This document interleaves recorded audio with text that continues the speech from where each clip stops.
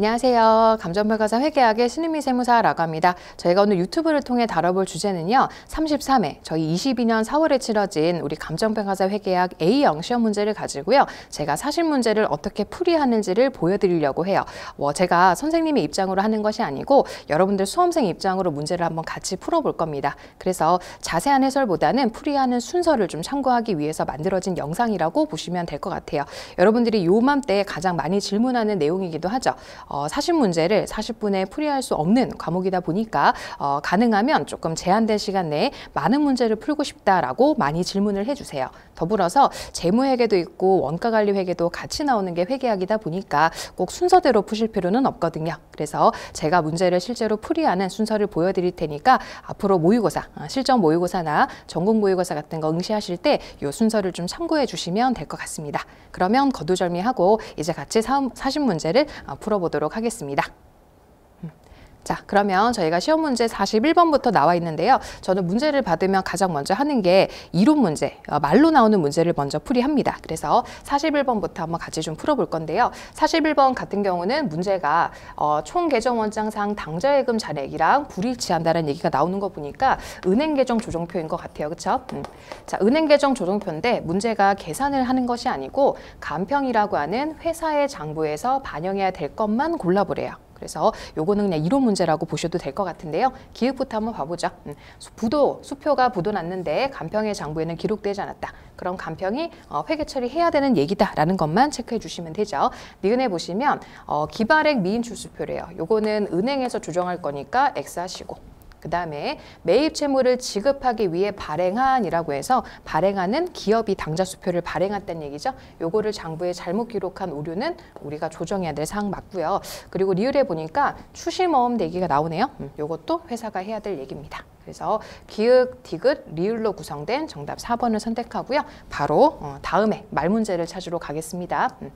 자, 문제가 45번에도 있네요.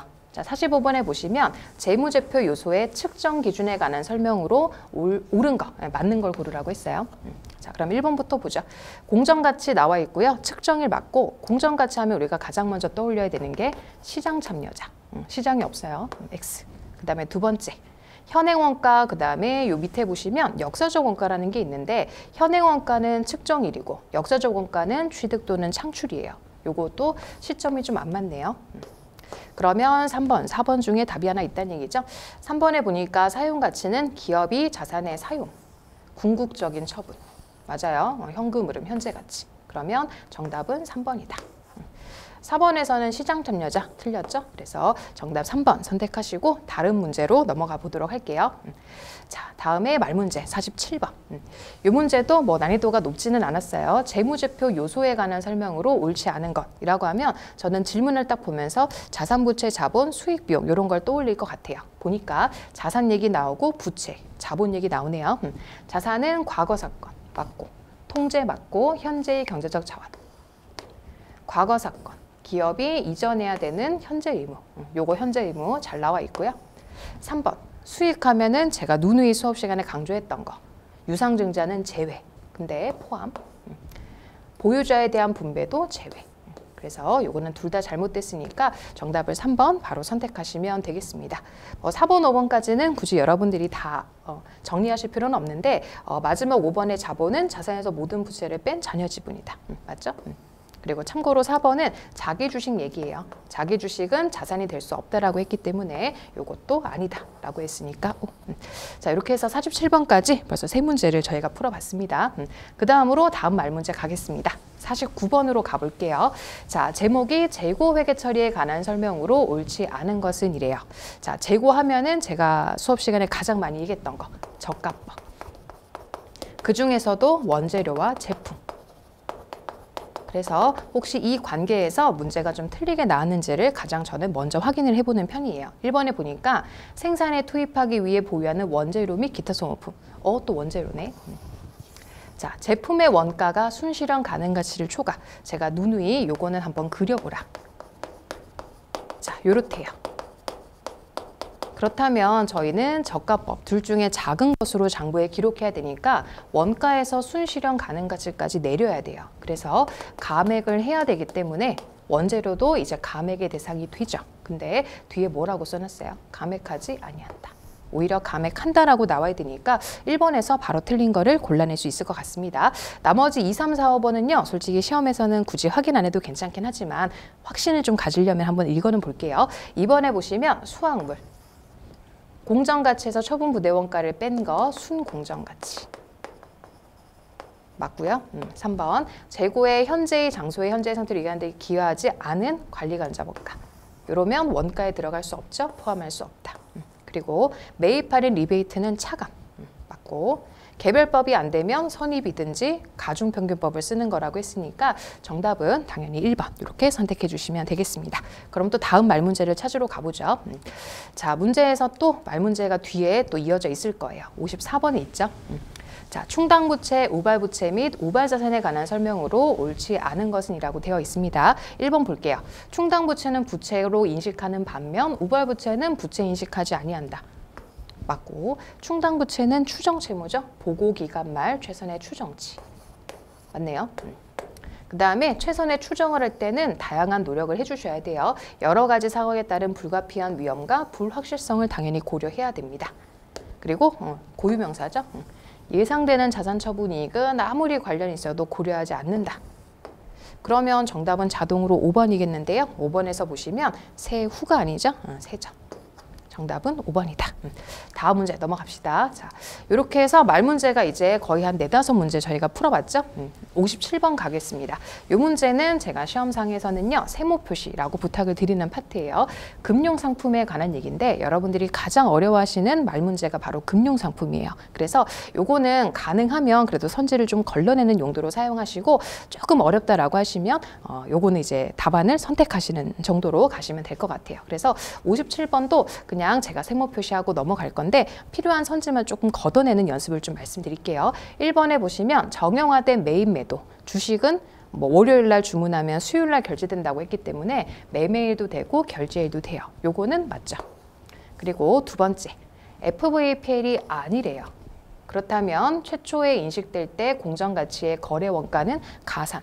요것도 맞아요. 그러면 3, 4, 5 중에 답이 하나 있다는 얘기죠. 3번. 금융자산의 계약상 현금 흐름이 제협상 되거나 변경되었으나 제거되지 아니하는 경우에는 잘 모르겠어요. 일단 물음표. 그 다음에 4번. 자, 금융자산을 양도했어요. 그 결과 전체를 제거할 거래요. 그렇다면 장부금액과 받은 돈의 차익을 당기손익으로 가는 건 맞죠.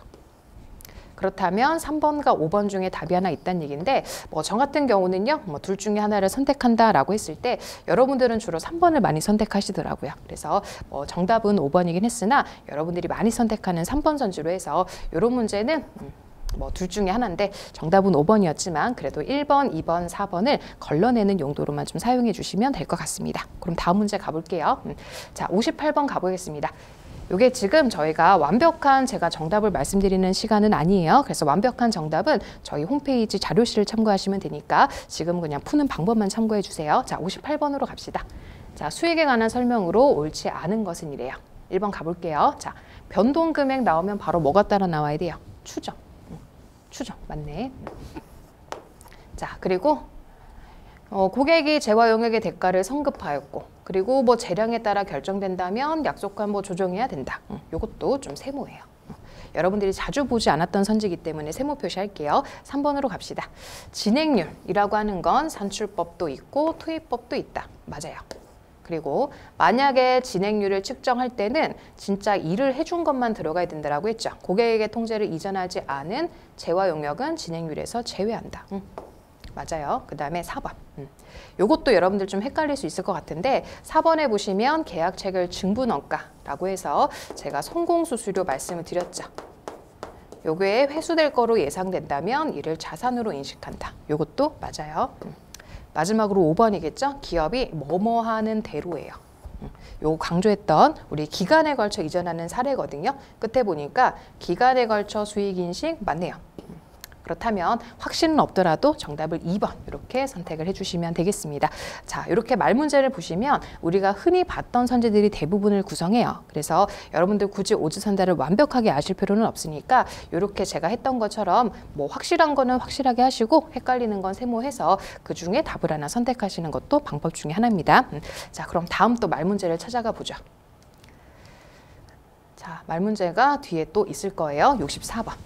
자, 이 문제도요. 퇴직급여제도에 관한 설명으로 옳지 않은 것은 이라고 되어 있습니다. 저는요. 이렇게 질문을 보면 딱 3개 정도 떠올라요. 퇴직급여 하면 기여제도랑 급여제도.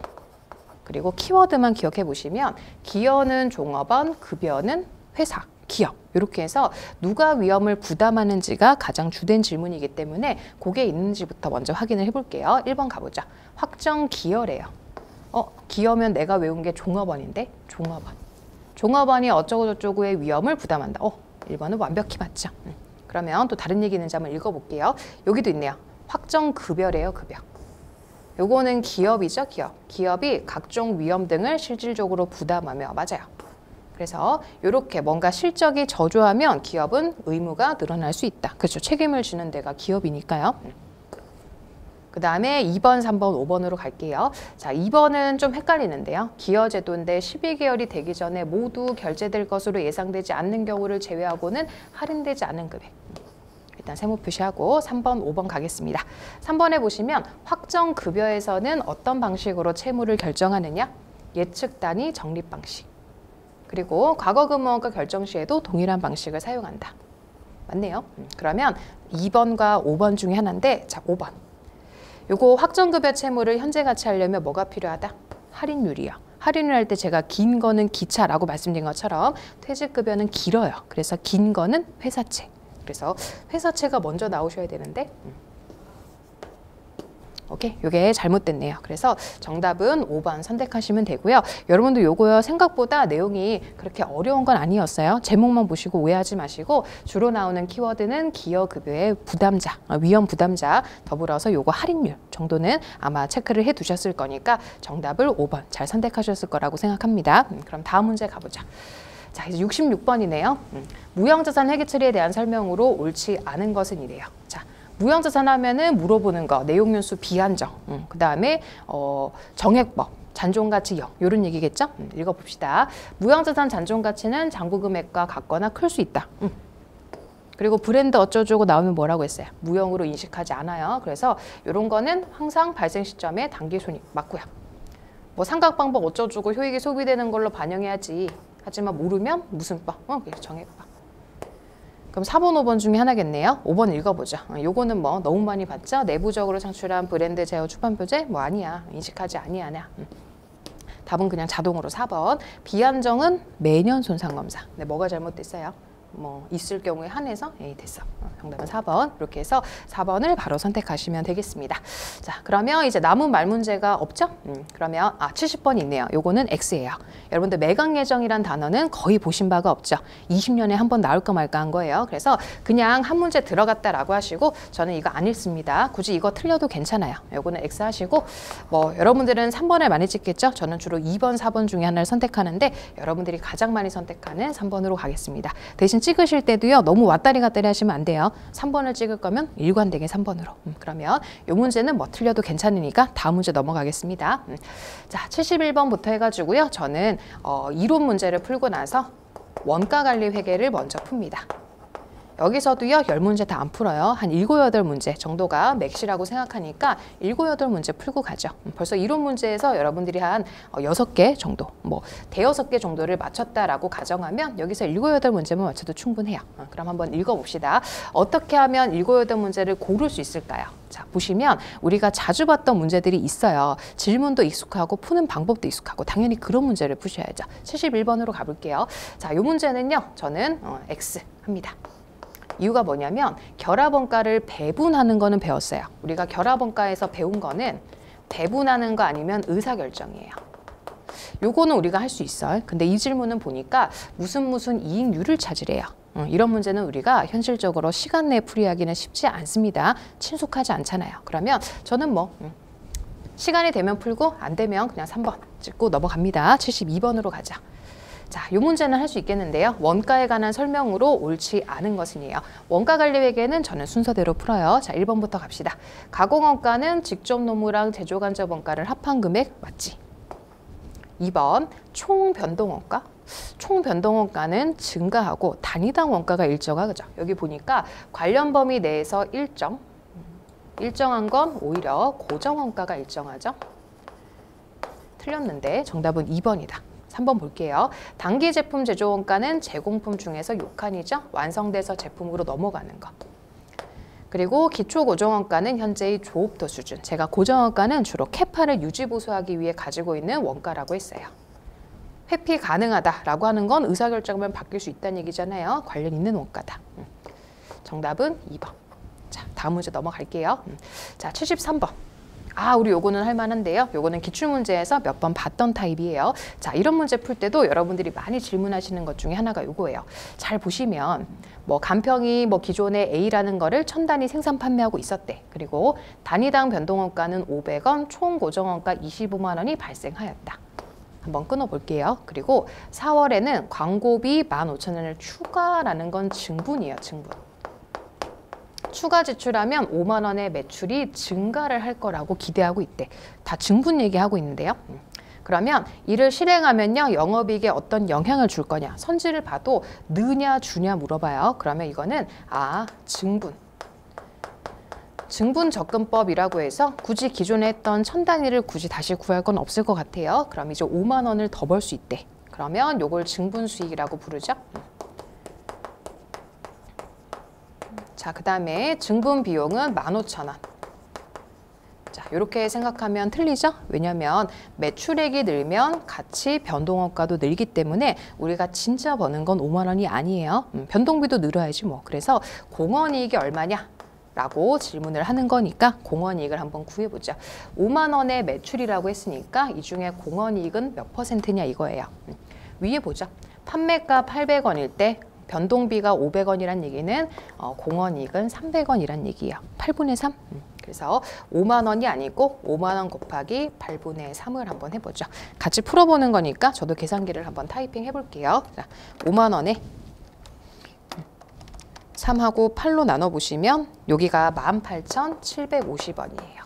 근데 15,000원만 쓰면 되네요. 뭐 괜찮네. 그래서 3,750원이 증가되니까 기존 대비해서 요만큼 늡니다. 이렇게 추가 또는 뭐 증가 이런 얘기가 나오면 굳이 앞에 거 하지 마시고 증분으로 접근해 주시면 되는 문제였어요. 넘어가도록 할게요. 자, 74번. 이 문제도요. 문제는 길지만 우리가 엄청 많이 연습했던 상호배분법이죠. 풀어야 됩니다. 자, 상호배분법. 자, 상호배분법인데 표가 조금 어색하게 되어 있기는 해요. 그럼 여러분들이 필요한 방식으로 바꾸면 되죠. 뭐. 저는 이렇게 합니다. 요게 제조인가 봐요. 그래서 S1이 S2한테 0.5 해줬대요. 여기다 0.3. 요건 없네요. 그 다음에 S2 갑시다. 뭐 있는 대로 일단 채워보죠. 0.2. 그리고 뭐 상호배분법이래요. 상호배분법에 의해서 배부하고 났더니 X부분의 원가가 275원이 됐대요. 그럼 지가 갖고 있던 158원 말고 나머지는 어디서 받았나 보다. 그쵸? 그래서 물어본 게 여기가 비워진 이유가 있구나. 여기한테 얼마의 몇 %의 용역을 해줬는지를 저에게 질문하는 것 같습니다. 요거는 우리 20년도인가 19년도에 나왔던 기출문제를 숫자만 변형해서 낸 거니까 같이 한번 이제 빠르게 풀어보겠습니다. 자, S1은요. 90원. 에다가 S2로부터 배부받은 것을 합산해서 뿌리는 게 상호배분법이죠. 0.2 S2. 자, S2는요. 180원. 그리고 여기다가 0.5 S1입니다. 자, 그러면 같이 좀 풀어보자. S1을 넣어볼게요. 180 플러스 0.5, 90 플러스 0.2 S2. 그럼 요거 해보시면 45 플러스 0.1 S2. 자, 정리해보면은 S2가 0.9죠. 0.9 S2는 180 플러스 45예요. 자, 그러면 180에 45를 더해봤더니 225. 자, 요거를 0.9로 나눠볼게요. 그러면 S2가 250이 나옵니다. 자, S1은 얼마인지 대입을 해보죠. 250을 0.2로 곱해볼게요.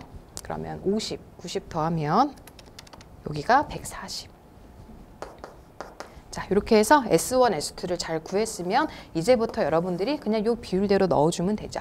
단 275란 얘기는 이미 158을 갖고 있었어요. 그거부터 해보죠. 자, 158을 제외한 나머지 117. 그래서 배부받은 금액이 117이다. 자, 요게 나오려면 140한테는 0.3 그리고 250에서는 몇 %예요? 라고 질문하는 거네요. 그럼 빠르게 마무리 좀 해볼게요. 자, 140에 0.3을 한 거를 해주시면은 이거를 250. 요 비율이 0.3이라고 나오네요. 그래서 용역 제공 비율은 0.3. 2번 선택해 주도록 하시겠습니다. 자, 다음 문제 넘어가 보죠. 빠르게. 자, 75번. 아, 못 풀어요. 그쵸? 세후 현금 흐름 분기점이래요. 이 문제도요, 거의 어쩌다가 한 번씩 나오는 그런 문제예요. 이런 것까지 다 우리가 대비할 수 없어요. 세후 현금 흐름 분기점, 원가 관리 회계도 3번으로 일관되게 선택해 보도록 하겠습니다. 다음 문제 넘어가죠. 자, 76번. 활동 기준 원가 계산.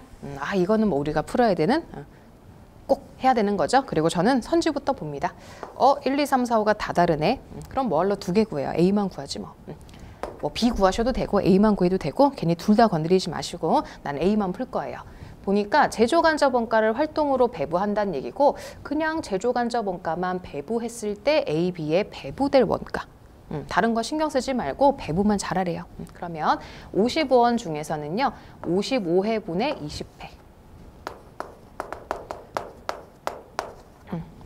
시험에서는 저 그냥 굳이 타이핑 안 하고 바로 갑니다. 자, 55 곱하기 20 나누기 55 하시고 n 플러스 계산기 저장하시고 84 곱하기 10 하고 28 나눠서 또 저장. 그리고 180은요. 뭐 암산도 되겠지만 80 곱하고 180 나눠볼게요. 130. 그럼 다 해봤더니 132번. 넘어갑니다. 자, 77번 가볼게요. 자, 77번은 원재료 구입 예산이에요. 이런 문제도 우리가 풀어야 되는 주제 중에 하나죠. 한번 읽어볼게요. 자, 간평이가요. 종합 예산을 작성하려고 한대요. 물어보니까 4월이네. 그럼 당연히 4월부터 합니다. 그리고 누누이 확인하는 게요. 판매량이면 내가 생산량을 찾아야 돼요. 원재료를 구입하려면 얼마 쓰는지 알아야 되기 때문에 판매량이 있으면 나는 저걸 갖고 생산량부터 찾습니다. 자, 4월부터 그려야죠. 물어보는 월을 그리면 돼요. 자, 4월 달에 나는 2,500 단위를 팔 생각이시래요. 근데 그냥 가지고 있지 않고 재고 정책별로 해서 다음 달에 예산 판매량의 10%를 월말 재고로 갖고 있을 거래요. 그럼 5월 달에 2,400에 10%. 기초는 250. 여기가 이제 내가 생산할 거네요. 목표 생산량부터 구해봅시다. 자, 2,500에다가 240 더하고 250 뺐더니 2,490개. 자, 뭐 만들러 가죠. 뭐 2,490개 쓸 거예요. 그럼 원재료로 올게요. 자, 나는 요거 만들려면 요만큼 원재료 쓰겠죠. 그래서 2,490개에다가 2kg 들어간대요. 그러면 또 재고 정책은 5% 월말 재고로 가지고 있다라는 건데 요거에 5% 하면 돼요. 근데 여기 들어갈 걸 또 찾아야 되겠네. 문제 보니까 다음 달 생산량에 소요되는 원재료의 5%래요. 그러면 5월 달 거를 또 천상 그려봐야 되겠네요. 꼭 다 그릴 필요 없고요. 하다가 막히면 그리러 오면 되죠. 자, 5월이 2,400. 여기가 240. 여기는 2,700. 그러면 생산량 몇 개가 나올 거니까 그거 빠르게 합시다. 2,400에 270 더하고요. 240을 뺐더니 2,430. 그러면 2,430에 2kg에 5%예요. 자, 그럼 바꿔볼까요?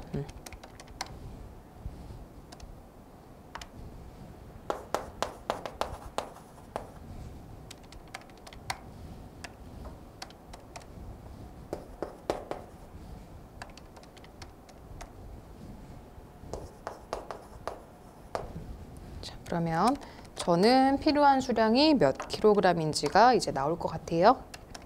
여기가 4,974kg이 나왔습니다. 요만큼 사러 가야 되니까 요거 킬로그램당 10원이라고 해서 49740이구나. 1번 이렇게 선택할게요. 자, 일단 다음 문제 갑시다. 자, 78번. 요 문제도 저희가 풀이하면 안 되는 문제예요. 자, 왜냐하면 전부원가랑 변동원가에서 우리가 많이 다뤘던 문제는 어떤 거예요? 영업이익 차이. 그래서 영업이익의 차이를 물어보는 문제는 우리가 당연히 풀 수 있지만 이 문제는 두 개의 손익계산서를 모두 확인해가지고 답을 찾아야 되는 문제예요. 막상 뭐 여러분들 문제를 풀려고 하면 어디 부분 읽으면서 조금 내용이 막히겠죠. 이런 문제는 저는 풀지 않고 3번 이렇게 하고 넘어가겠습니다. 79번 갑시다. 자, 79번은 종합원가예요. 종합원가. 종합원가도 우리가 풀어야 되는 주제 중에 하나죠. 종합원가.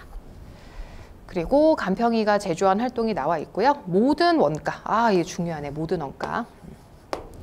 뭐 재료랑 뭐 전환원가랑 갈라서 하는 게 아니고 모든 원가 공정 전체를 통해서 균등. 그리고 평균법. 공손, 감손 없어. 그럼 기말제품 원가 이렇게 물어봤어요. 평균법이 중요하네. 그럼 갑시다. 굳이 뭐 또 안 그려도 되고요. 완성품 환산량은 한 개만 구할게요. 모든 원가라고 했으니까. 자, 제공품에서 자, 여기가 800. 그리고 200은 0.5. 800이랑 100. 그래서 전체 900개. 자, 이 중에서 9분의 1 차지하는 거예요. 기말 제공품은. 그리고 평균법. 두 개의 원가를 그로스업 합산해야죠. 45,000원. 그럼 45,000원 중에 9분의 1 가져가는 거예요. 45,000원을 9로 나누면 5,000원. 자, 그럼 이제 마지막 80번 가겠습니다. 자, 80번 문제는 우리 표준 원가인데요. 이 문제도 우리가 임률 나오고 임률 차이랑 능률 차이 나오는 직접 노무 원가네요. 풀어봅시다. 자, 표준 원가를 채택하고 있으며 질문이 뭐냐니까 실제 총 직접 노무 원가구나. 그러면 이렇게 3개부터 그립니다. 자, 여기가 물음표네요. 저는 문제 풀 때 요거부터 먼저 표기합니다. 자, 임률 차이가 앞쪽으로 들어가는데 700원 유리하대요. 유리? 이렇게지 뭐. 그 다음에 능률 500원 불리하대. 그렇다면 이렇게. 자, 다 했어요. 그럼 이제 우리가 채울 수 있는 것부터 채워보죠. 자, 생산량이 100단위. 그리고 단위당 3시간. 그리고 표준은 임률이 10원이었어요. 그러면 표준으로 들어간 노무원가 나오네요. 100단위에다가 3에다가 10을 해봤더니 3,000원. 자, 여기서부터 하나씩 타고 가면 될 것 같아요. 3,000원보다 500원 크대. 3,500원. 자, 요거보다 700원 적대. 700원. 2,800원이구나. 3번. 자, 이렇게 해서 저희 80번까지 빨리 풀었으니까 다시 돌아갈게요. 자, 이제 재무회계로 가서 계산 문제를 한번 풀어보도록 하겠습니다. 앞쪽으로 오시면 계산 문제는 저희가 42번부터 제가 남겨놨으니까 빠르게 넘겨보도록 할게요. 실제로 요거보단 빠를 거예요. 자, 42번으로 가셔서 이 문제부터 풀어볼게요. 자, 간평이란 친구가 X년 초에 현금 2,000원을 출자받아 라는 거 보고 저는 마지막 줄 있습니다. 실물 자본 유지 개념이구나. 거기서 나오는 이익 이렇게 물어봤어요. 실물 자본은 기초의 능력을 초과해야지. 기초의 능력이 200개를 구입할 수 있대. 근데 1년 말에 자본이 3,000원이래.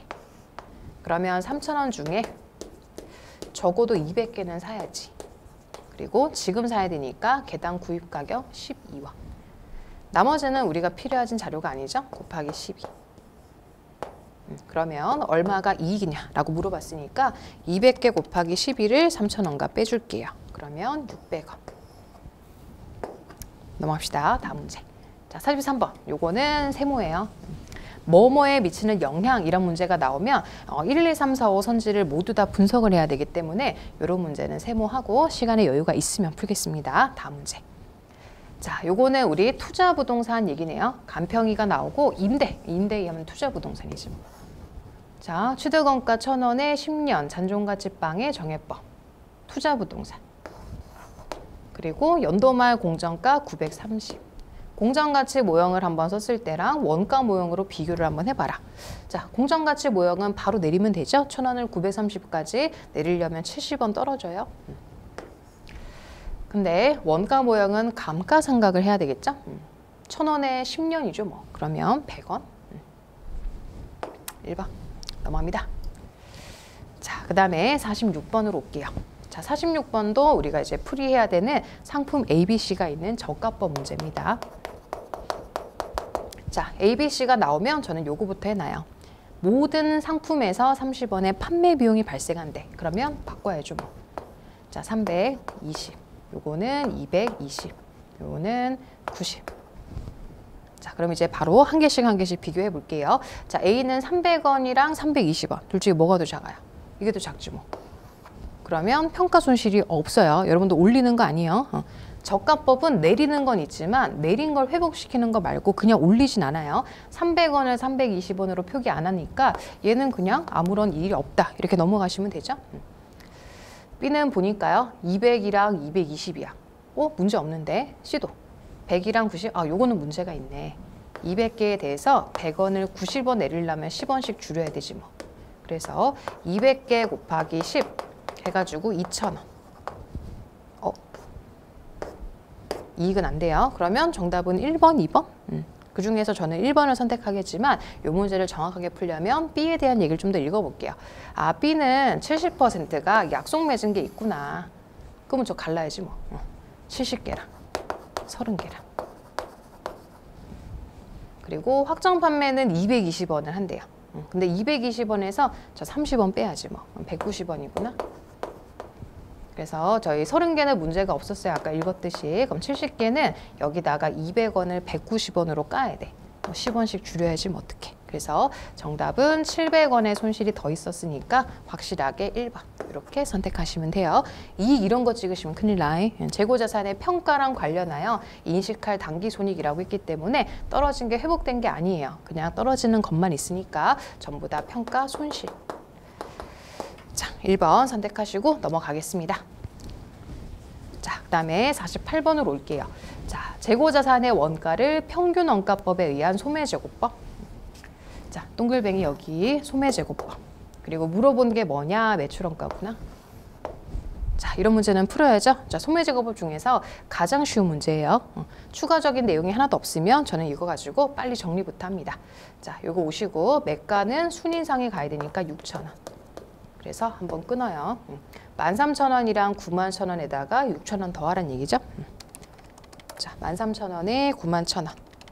거기다가 6,000원. 그러면 11만 원.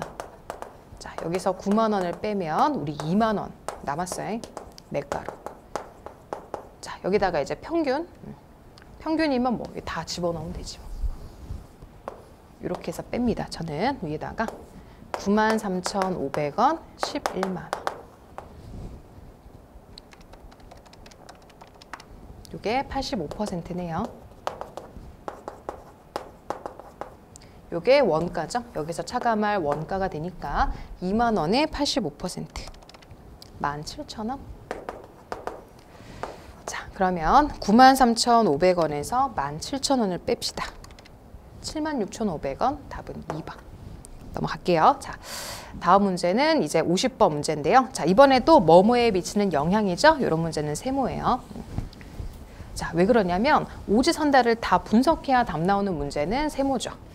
아까처럼 풀어서 바로 답을 고를 수 있는 선지부터 해야 되니까 이것도 시간이 되면 다시 풀러 오겠습니다. 자, 51번 가보죠. 자, 현금흐름표인데요. 현금흐름표 중에서도 직접법이네요. 고객으로부터 유입된 현금흐름, 영업 비용으로 유출된 현금흐름. 그러면 갈라서 고객부터 갑시다. 자, 410원을 벌었어.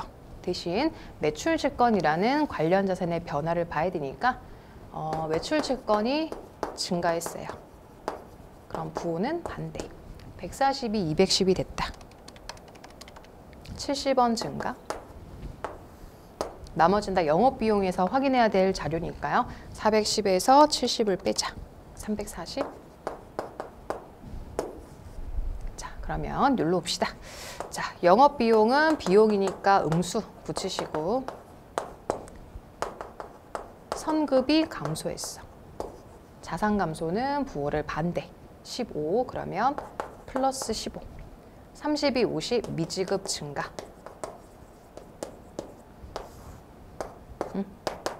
115겠구나. 답은 2번. 자, 넘어가요. 자, 52번. 전환사채네요. 요것도 뒤에 풀도록 할게요. 넘어갑시다. 리스 넘어가요.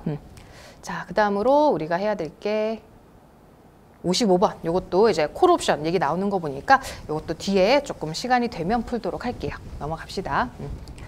자, 그 다음에 56번. 요거는 풀어야죠. 기초랑 기말의 변화 물어보는 질문이니까. 기초는 지금 2,500원. 여기는 7,000원에서 3,400원 빼보시면 요게 3,600원. 자, 그럼 2,500원이 왜 3,600원 됐어? 이제 물어보시는 거네. 유상증자 플러스 300. 그 다음에 100원의 무상증자는 자본 불변, 현금 배당 마이너스 200원. 그리고 더 이상은 없어요. 그 다음에 유형자산 관련해서 재평가 잉여금 80 늘었대. 그럼 그거를 뺀 나머지는 당기순위. 해봅시다. 자, 2,500원에서 80은 더하고 300 더하고 마이너스 200 했어요. 제가 지금 계산기로는 2,680원 나왔어. 요게 3,600원 돼야 된대요. 그럼 920원이겠다. 그쵸? 오케이. 다음 문제 빨리 찾아갑시다. 아, 이 문제도 뭐 오류죠, 오류? 오류를 발견했다 얘기 나오면 이건 못 풀어요. 요거는 정답을 3번 선택하고 넘어갑시다. 자, 60번 올게요. 자, 간평이가요. X년도 초에 액면금액 50만 원짜리 사채를 47598에 샀어. 그리고 FVPL이래요. 그러면 유효이자 연 12%고 공정가 51이래. 1년도 당기순이익에 미치는 영향이라고 물어봤어요. 자, 그러면 47598에 샀고 51만 원으로 평가를 해야 되는데 그 전에 이자부터 해야 되겠죠? 이자 N 공정가 평가.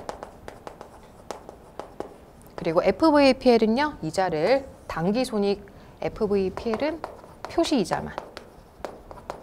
그게 5만 원. 그리고 요걸 이렇게 올려야지 뭐. 그래서 51만 원을 47598과 빼보면 34018 늘었어. 요거 둘의 합이 늘었을 거니까 84018 증가. 자, 그 다음으로 61번 차이번가 자본하네요. 1년도랑 2년도를 둘 다 물어봤기 때문에 이 문제도 뒤에 세모 표시해서 시간이 되면 불러오도록 하겠습니다.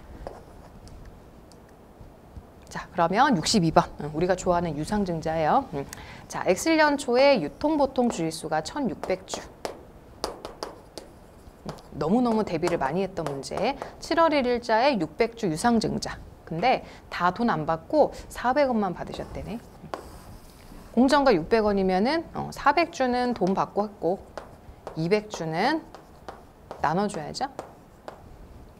그래서 600주 곱하기 400을 600으로 나누면 400주. 남는 200주는 이렇게 비율대로 나눠줄게요. 200주 곱하기 1600 나누기 2000 플러스 160. 그러면 여기다가 40. 끝. 주식 수만 물어봤구나. 그러면 1760주 플러스 440의 반은 220.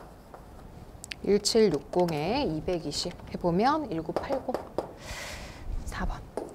자, 넘어가죠. 그 다음에 63번. 아, 이 문제도 기네요.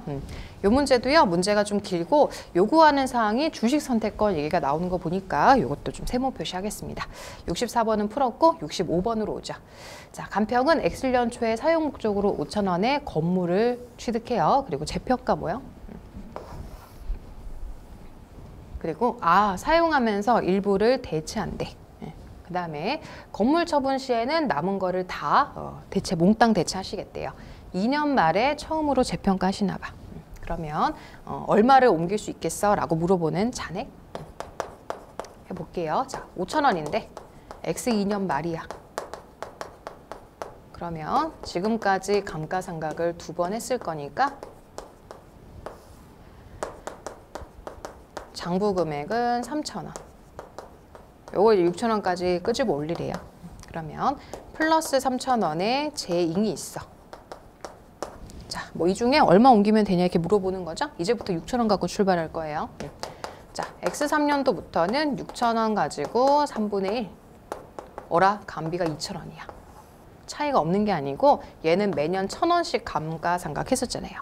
근데 1,000원씩 했던 거를 이제 2,000원 잡아야 되는데요. 얼마의 차이가 생긴다? 1,000원. 요거를 사용하면서 조금씩 대체할 수는 있어요. 3년도에 1,000원, 4년도에도 1,000원. 그럼 벌써 2,000원 썼네. 예. 그리고 마지막에는 남은 건 싹 다. 그래서 3,000원 중에 2개 뺐으면 1,000원 남았구나. 5번. 자, 그리고 다음 문제 갑시다. 자, 그 다음에 67번. 이것도 환율인데요. 제가 환율은 뭐 생각보다 어렵지는 않다. 그래서 여러분들 괜히 환율 나온다고 걱정할 거 없이 일반적인 유형자산이랑 똑같이 생각하면 돼요. 자, X년 9월 1일에 미국에 있는 땅을 샀구나. 토지. 어라, 토지네. 감가 X.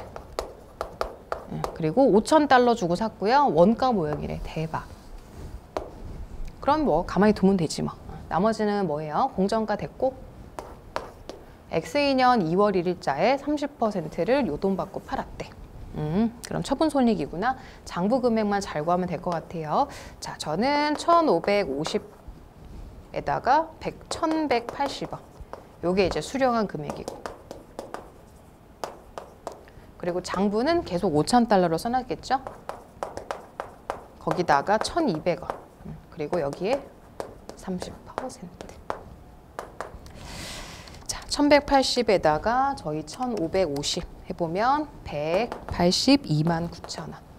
그리고 5,000에다가 1,200을 0.3.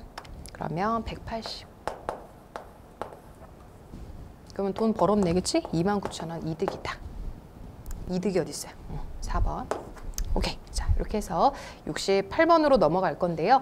요거는 손상이네요. 그쵸? 손상과 환입인데 이런 문제도 저희가 많이 다뤄봤던 타입이니까 저는 시험 문제로 풉니다. 첫 줄에 보니까 2만 원짜리 기계장치를 정액법 이고요. 사용하고 있고 그 다음에 재평가 모형이에요.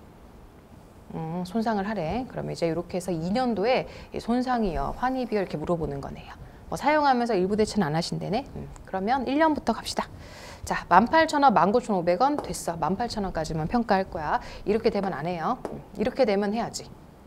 여기가 더 지금 작으면 한 번 더 내려가야지 뭐. 그래서 첫 해는 그냥 재평가만.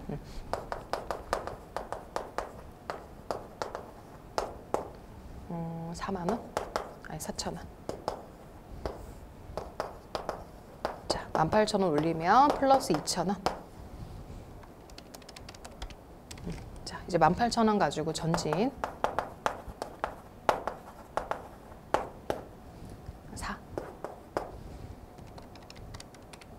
4,500.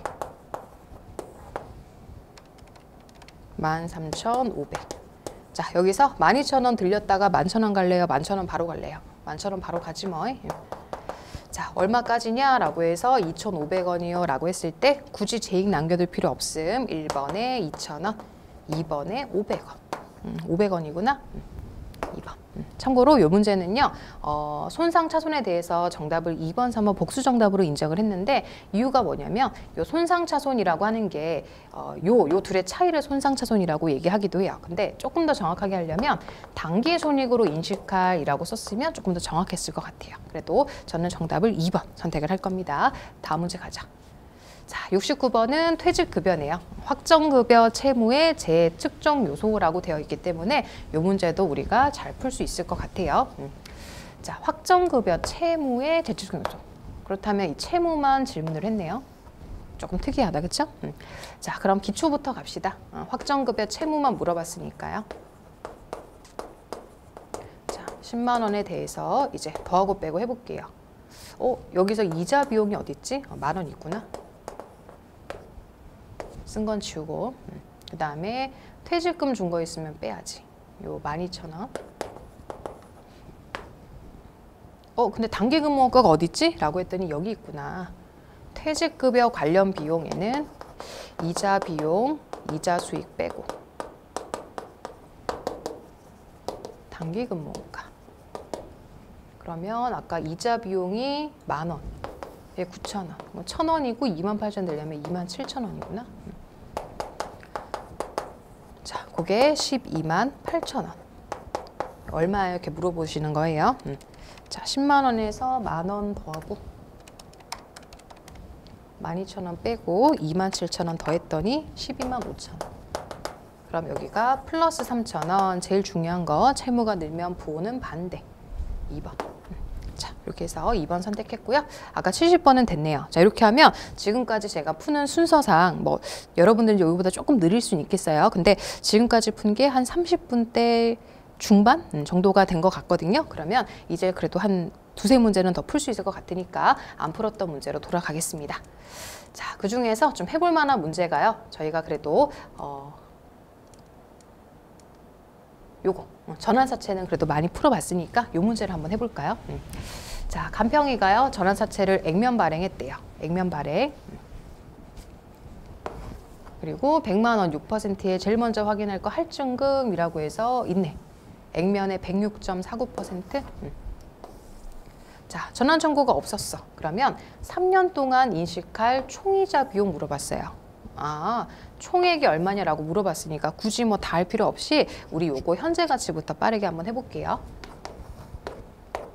자, 100만 원에다가 6.49%. 요게 1064900. 그리고 6만 원씩 3번. 자, 10%로 현재 가치.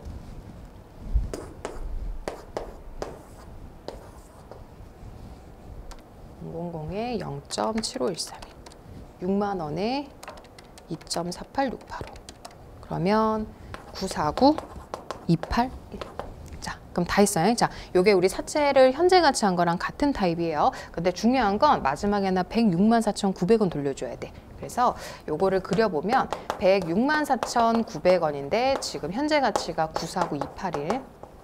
그러면 요 차이가 전환권 조정. 그래서 차이를 한번 해봅시다. 요게 115 619. 요게 전환권 조정이지만 제가 사채 할인 발행 차금의 성격을 띠고 있다라고 했죠.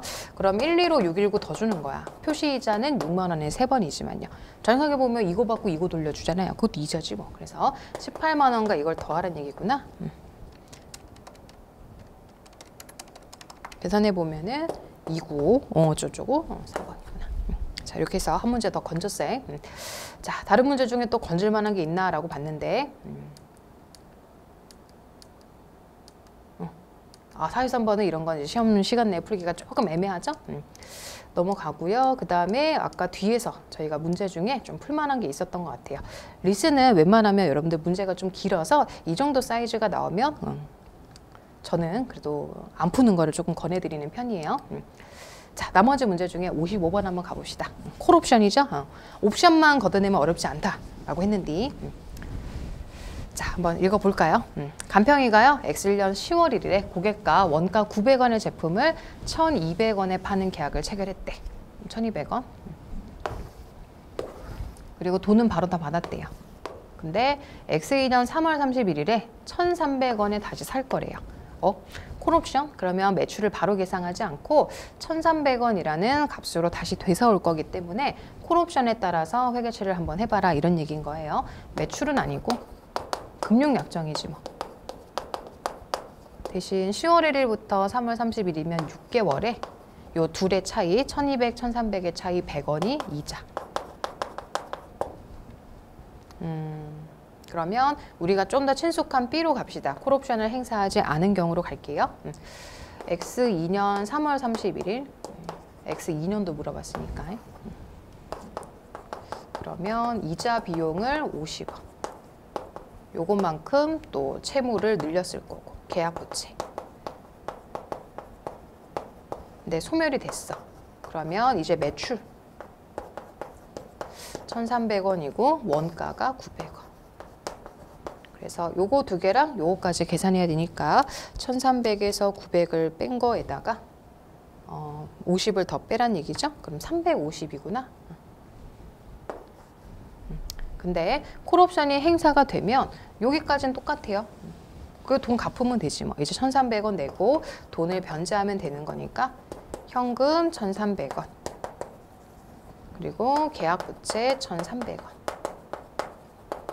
이거 뭐 빚을 갚는 거니까 손익이 나오진 않죠? 50원 감소. 3번.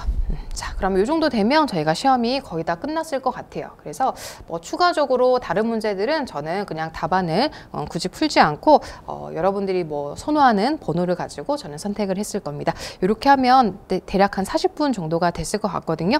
그래서 남은 시간은 마킹을 해보시고요. 굳이 뭐 이 시간에 문제를 더 푼다고 해서 정답률이 높은 건 아니기 때문에 이렇게 해서 저는 사실 문제를 풀이를 완료하도록 하겠습니다. 자, 이런 순서대로 저희가 문제를 풀면요.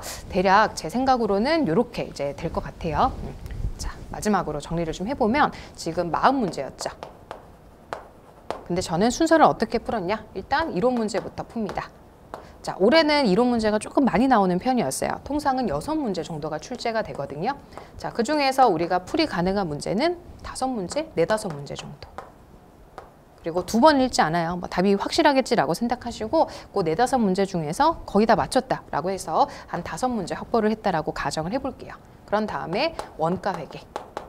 자, 원가액에서도 어려운 문제 3문제는 제가 그냥 찍고 넘어갔어요. 그중에 뭐 정답이 다 있다면 좋겠지만 기본적으로는 한 7, 8문제 정도를 맞출 거예요. 뭐 8문제 해볼까요? 그러면 8문제랑 5문제 해보면 13문제. 그리고 이제 재무회계로 넘어오겠죠? 자, 이 중에 계산 문제는 10문제에서 맥시 한 15문제 정도가 될 거예요. 자, 10문제를 맞췄다라고 하면 벌써 23문제고요. 아까 3번으로 일관되게 찍으신 것 중에서 그래도 한 2, 3문제 맞출 수 있지 않을까요? 믿어보죠. 자, 그러면 2문제 또는 3문제, 2문제 해보죠. 그러면 지금 저희가 확보된 문제가 25문제가 될 거예요. 전체 100점을 40문제로 나눠보면 한 문제가 2.5점이기 때문에 2점으로 곱해볼까요? 62.5네. 완전 고득점이죠? 그래서 이렇게 해서 62.5, 통상 한 60점대 정도가 되면 여러분들 충분히 합격하실 수 있는 거 아시죠? 아, 합격보다도 넘는 거야. 회계에서 60점 정도면 굉장히 공부를 잘해 오신 거기 때문에 이렇게 해서 62.5점을 받으시는 것이 가장 최적이지 않을까라고 생각이 됩니다. 그리고 마지막으로 하나만 더 얘기 드릴게요. 조금 저는요, 그래도 보수적으로 대비하고 싶어요 라고 하시면 요거 있죠. 재무회계에서 저는 10문제를 계산으로 하긴 했지만 여러분들 15문제까지 풀 수 있도록 연습을 해주시면 이거는 오히려 점수를 70점 이상으로 받으실 수 있는 그런 전략이니까 혹시 저는 이 부분에서 조금 시간을 빨리 확보하고 여기서 10문제에서 15문제, 최대 15문제까지 풀겠다라는 생각을 해주시면 분명히 점수를 더 초과해서 고득점을 회계에서도 받으실 수 있지 않을까라고 생각을 해봅니다. 이렇게 해서 40문제를 같이 풀어보긴 했는데요. 여러분들 크게 도움이 됐는지는 잘 모르겠어요. 그래서 혹시 이 과정에서 도움이 좀 되셨다라고 생각이 드시면 영상 많이 추천해 주시면 좋을 것 같고요. 마지막으로 자세한 그 해설은 저희 홈페이지 참고해 주셔서 그렇게 한번 연습을 해 주시면 좋겠습니다. 그럼 이렇게 해서 촬영 강의를 마무리하도록 할게요. 여러분들 수고 많으셨습니다.